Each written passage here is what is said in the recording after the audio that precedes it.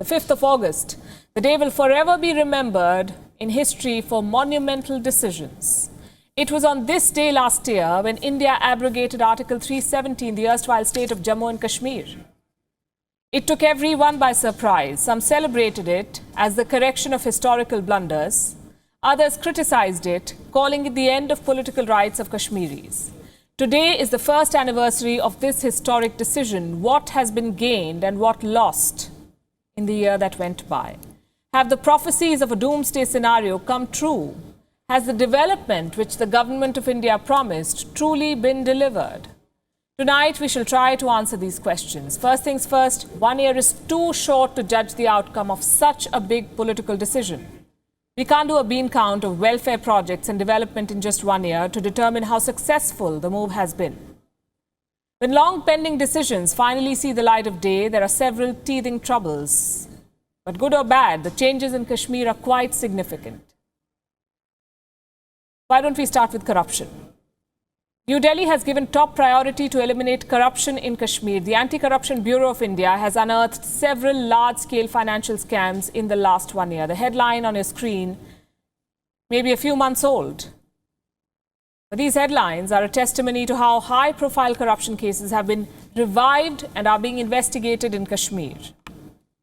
Let's talk about the biggest one, the Roshni land scam. It tops the list. This scam involved the grabbing, and listen to this, the grabbing of 21 lakh acres of forest land by powerful land mafia. 21 lakh acres. This was a 7-year-old case. It is finally heading to a conclusion. Then the issue of the youth. The Jammu and Kashmir administration has made progress in the sphere of education. According to achievements listed by the Government of India, 50 new colleges are offering a total of 25,000 seats. 7 new medical colleges, 5 new nursing colleges and 1 state cancer institute have been set up in Kashmir. What about unemployment? The Jammu and Kashmir administration has announced 10,000 jobs at various levels for the unemployed Kashmiri youth. Look at the headlines on your screen again. Vacancies for doctors, vets, panchayat assistants are being filled. Plans are afoot to recruit 25,000 people in various other departments in the coming months. And finally, the biggest issue of them all, terrorism. Incidents of terror have significantly reduced in the valley. 188 terror-related incidents were recorded in Kashmir between January and July last year. This year, the number has come down to 120, according to a Home Ministry report. 51 grenade attacks took place in Kashmir in the same period last year. In 2020, the number has been reduced to 21. The cleanup is underway. A total of 110 local terrorists have been killed in 2020. Some of them were the most dreaded in the valley, like Hizbul commander Riaz Naiku and Jaish commander Kari Yasir. So far, so good. What about the challenges? It would be wrong to say they don't exist. Kashmir is still work in progress. To start with, the political space in Kashmir remains in a freeze. Yes, political detainees from mainstream parties have been released, but there seems to be no clear way forward to revive the stalled politics. It's been a year and Kashmir still doesn't have an elected legislature. This is leading to a growing trust deficit, some say, between Kashmiri politicians and the centre, a challenge that must be addressed. There is also a need to slowly restore communication and lift travel bans.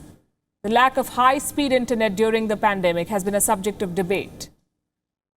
And then we come to the biggest challenge of them all, Pakistan. There is no end to Islamabad's disinformation campaign in Kashmir. It continues to spread fake news. Social media posts from Pakistan still use edited pictures from Palestine and Syria to pass them off as Kashmiri. These images are propagated across the world, and the Pakistan army is decisively using celebrities like Shahid Afridi to comment on Kashmir, to portray it as a case of grave injustice. We've been reporting on Pakistan's elaborate plans to mark this as a black day, complete with prime ministerial visits to Pakistan-occupied Kashmir and news channel logos going black in Pakistan. In the last 6 months, Pakistan, along with China at its side, has tried to internationalize the issue of Kashmir. Too bad none of it is working. The international community supports India on the issue of Kashmir. Even though India has always maintained that this is an internal matter, efforts to raise it globally by some players have been non-starters. Let me give you one very telling example. The British Labour Party, known for its anti-India rhetoric, has repositioned itself on Kashmir.